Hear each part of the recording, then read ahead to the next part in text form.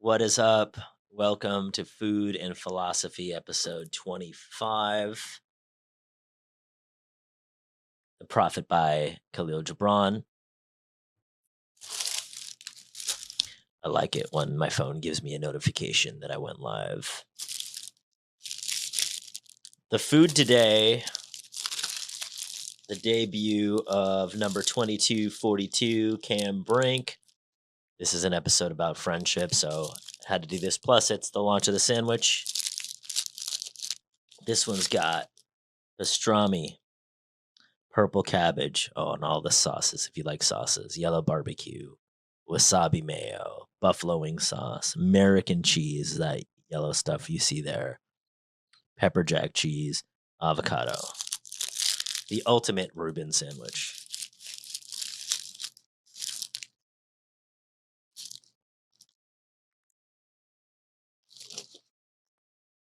Favorite sandwich on the menu is our Reuben.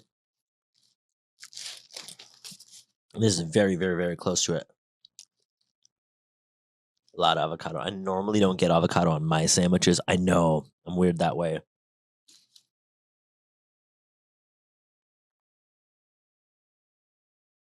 Brand new Cam Brink sandwich.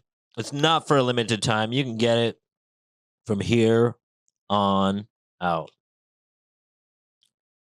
My favorite sandwiches are the pastrami ones, so try this out when you get a chance.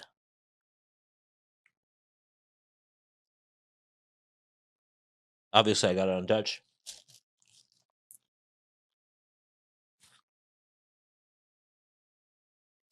All right, one last bite.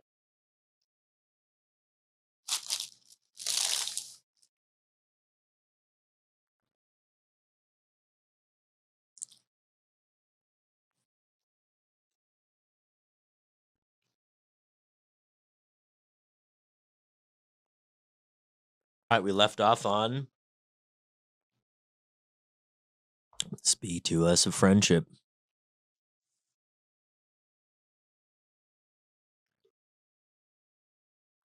And a youth said, Speak to us of friendship.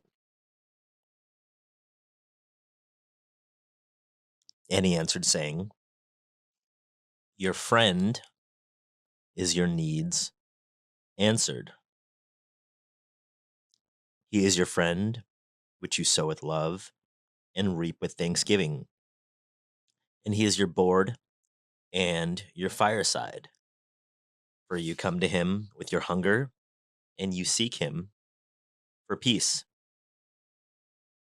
When your friend speaks their mind, you fear not the nay in your own mind, nor do you withhold the I. When they are silent, your heart ceases not to listen to their heart. For without words, in friendship, all thoughts, all desires, all expectations are born and shared with joy that is unacclaimed.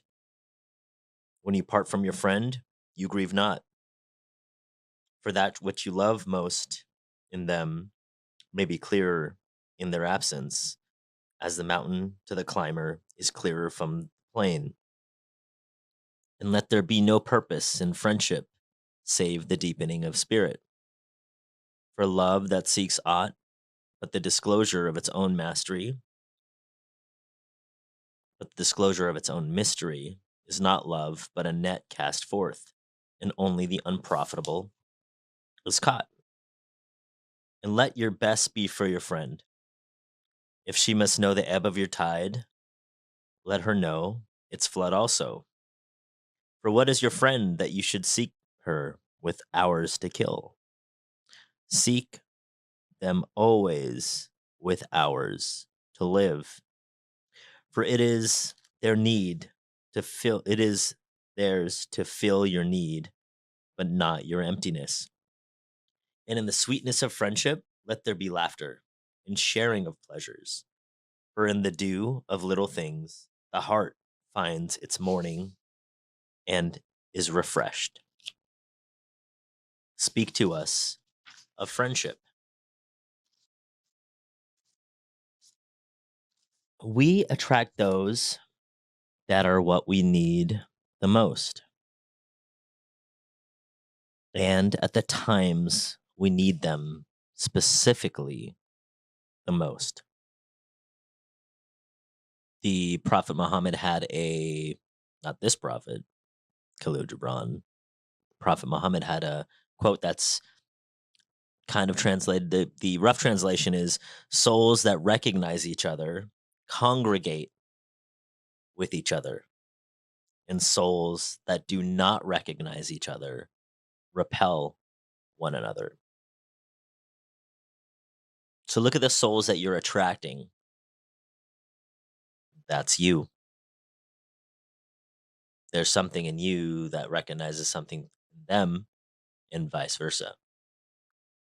And look at the souls that you repel, or or you repel from. Those you do not recognize. And the absence of recognition mimics being repelled. Now look at when you go to your friends. What do you go to your friends for? Whether you're a loner or you're someone that always wants to be around your friends, in the times that you do go to your friends, what do you go to your friends for? What are you seeking respite from? Friends reveal one another to each other. Everything else isn't a friendship, but instead give and take, like a literal transaction. I'll get in that in a second. Because if you're always giving, if you're the one that's always giving, you're never going to be full, like literally, but also figuratively. And if you're the one that's always taking, you will continuously stay empty, like being ravenous, attempting to fill a hole that can never be filled. Where are you seeking this in relationship, where you need to be the giver, giver, giver, giver, giver? Or the opposite, where you're well, they're not doing anything for me, or what do I get out of this? And a lot of us do this not even in a quote selfish way. They're just like, oh, you're always taking. The presupposition, if you're blaming other people for always taking, is that, are you expecting to be the one that's the receiver? I don't know. Ask yourself. So where are you seeking this part of relationship where you're either always the giver or you're always the receiver? Or even a transactional relation period where you do something, they do something, they do something, do something.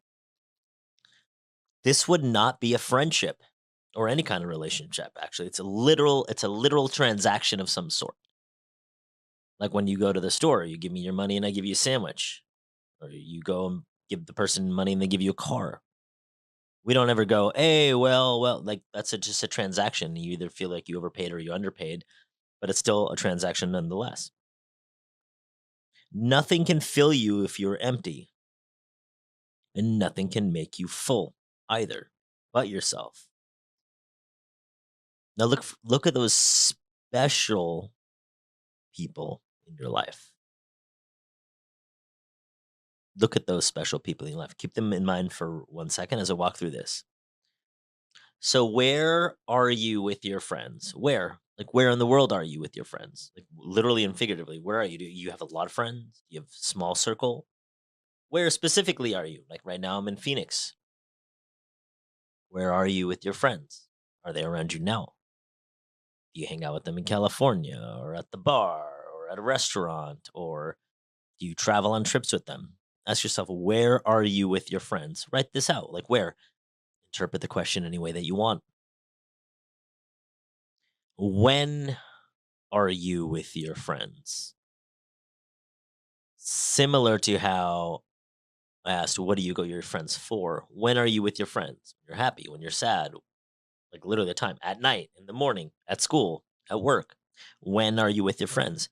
This is a friend assessment from your very special friends to acquaintances. You can throw your family in here or your lovers.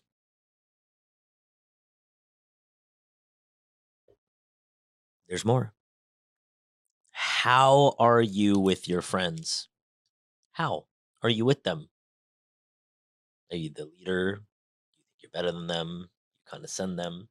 Interpret how in any way that you want. Are you the mooch? Are you the giver? Are you neither? Why are you with your friends?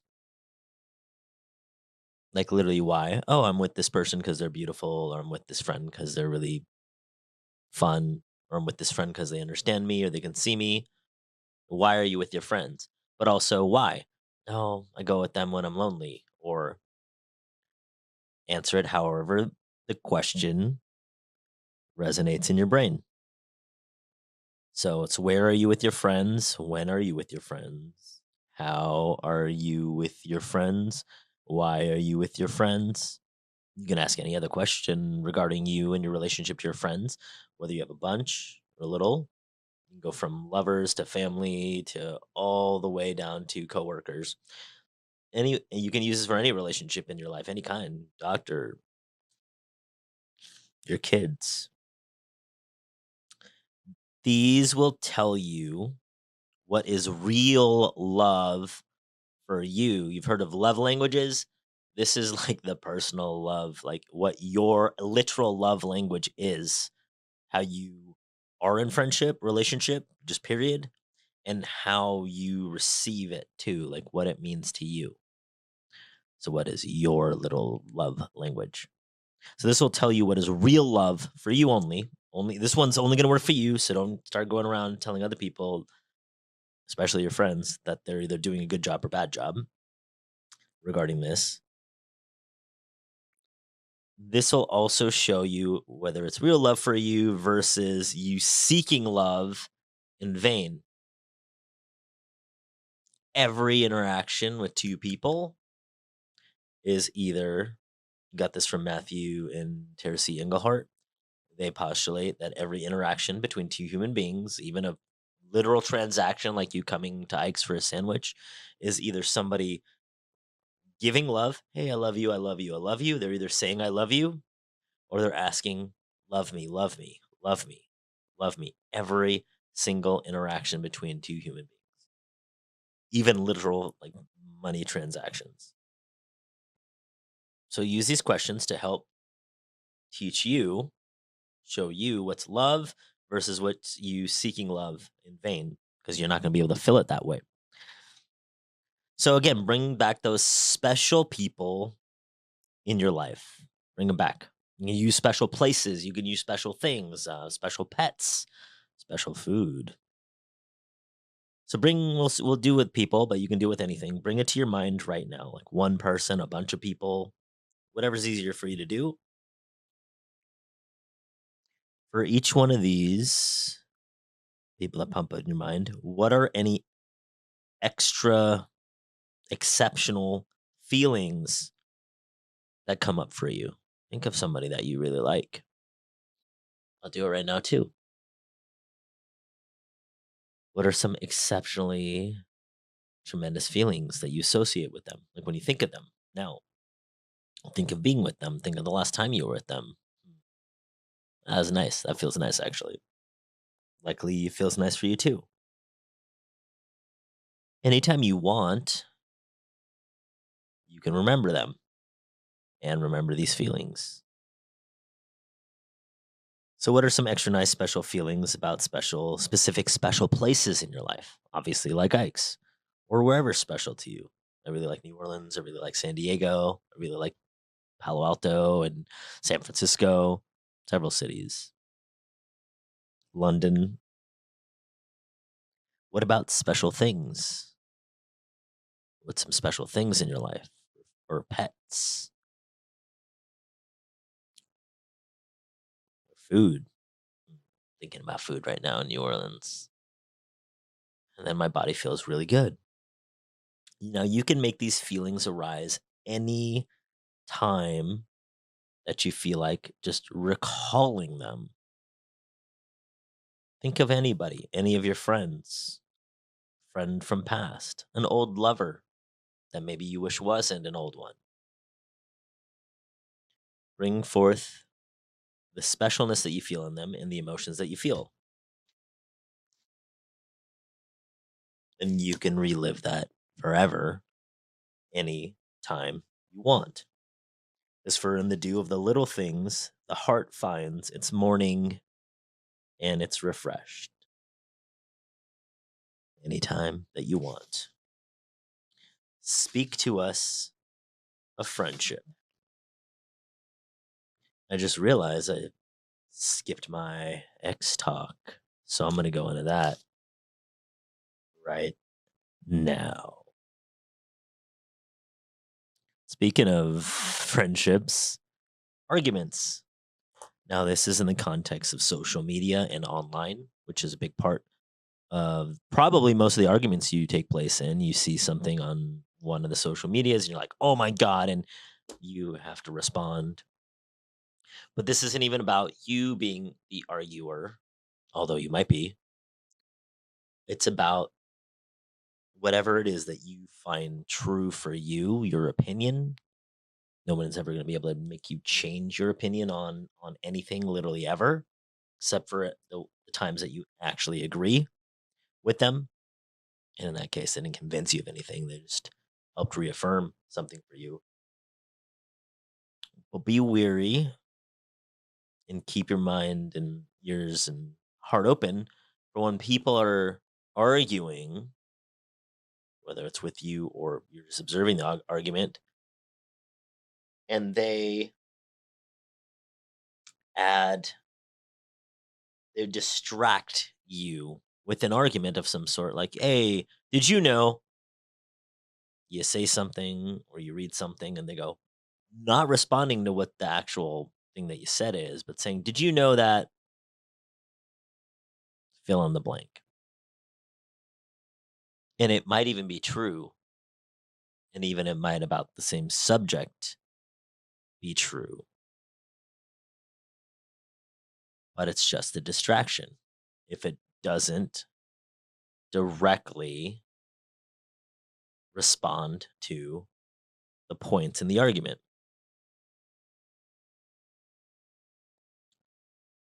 Now, we already know that we're never going to agree with anybody else beyond the extent that we come to the agreement within ourselves first. Nobody's going to say something. You can bring out scientific studies or, oh, here's some texts that say that I'm right. But because we all determine the world, tertiary experience of life, external stimula, feelings, the communication of it, and then you listening to that, we're already three distilled ways away from the actual event. Then nobody's ever going to make us agree to anything. So when somebody is arguing with you, against you, for you, even if they're on your side, they're arguing with you, like for you, on behalf of you. Say if you're looking through social media and they're really good now with the algorithm to show you things that you're going to really agree with and really disagree with. Watch out for the distraction argument. And the reason why it matters to say practice it while you're doing it online is because it's really good practice for real life. It's an online argument. Who the hell cares? You probably don't even know the people you're arguing with. Heck, I'll look at some things and I find myself get caught up sometimes. And I'm like, why is this important? People have been arguing online since literally the first chat room was ever put out, and somebody said, "I think Stone Cold Steve Austin is the greatest WWF wrestler of all time," or whatever. Stuff so simple and as not really consequential as that, and people would just start attacking people over that, just because opinions differ. Last episode, I talked about how none of us will ever agree on anything. In fact, it's not possible for us to agree on anything. Even if it appears or it mimics that we agree with each other, there's no possible way mathematically that we could ever agree. We might share a similar opinion, but not for the same reasons. And so that means we don't actually agree. Even if it looks like we agree. Well, I want this political candidate to win, and you do too. Great. Glad we see it. We see it eye to eye. Well, we don't see it eye to eye. So keep in mind the distractions in the arguments when somebody brings up something totally not relevant to what's being discussed. But also know when you're doing it to your own self. You have an idea of what you would like to do with your life, or an idea of what you would like to think of this person or this relationship or this business opportunity. And then you start bringing in these pros and cons lists that people love to do. Hell, I don't believe in pros and cons lists for one simple reason. Is I believe that if you did them all, it's literally going to be balanced out. And the only thing that's going to unbalance it out is where your values lie. So making a pros and cons list is not really even relevant to any argument you have. But in the process of doing a pros and cons list, oh, should I date this person, or should I get into business with this person, or should I go to this school, or should I move to this city, or should I take this job opportunity, or should I leave my job? Should I leave my significant other? Should I break up with these friends? We start bringing in distraction arguments with ourselves. As it looks on the outside, it's on the inside. So looking through any argument online, whether it's because of politically or some ideology, or what else do people argue with online? Like restaurant choices, favorite WWE wrestlers, stuff like that. Notice what it's a distraction from. What's the actual argument that's triggering you to even want to read the argument, say if it's on X or on social media? If you find yourself actually literally participating in it, or formulating a response in your mind that you want to type, but maybe you won't type, what's this actually a distraction from? What are the actual key points that are triggering you right now? Because the argument's just a distraction from what the perceived, or it's probably not perceived, from the actual imbalance that you're feeling in the moment. Let these show you the pathway to where you are actually imbalanced. In fact, I go to X and I get distracted on X, specifically on X. Hey, it's my X talk, by the way, guys. And I'm like, oh, wait, why is this person saying this actually triggering me? Okay, stop. Who cares about what they're saying? Why is it bothering me? And then I start going through it instead of letting the argument, whether they're right or they're wrong, is of no consequence to you. What's it revealing to you about yourself and what's actually important? That's my X talk. Sick transit Gloria. And remember, your well being is your greatest contribution to humanity. No exceptions ever. We playing basketball. Mm-hmm. Mm-hmm. Love you.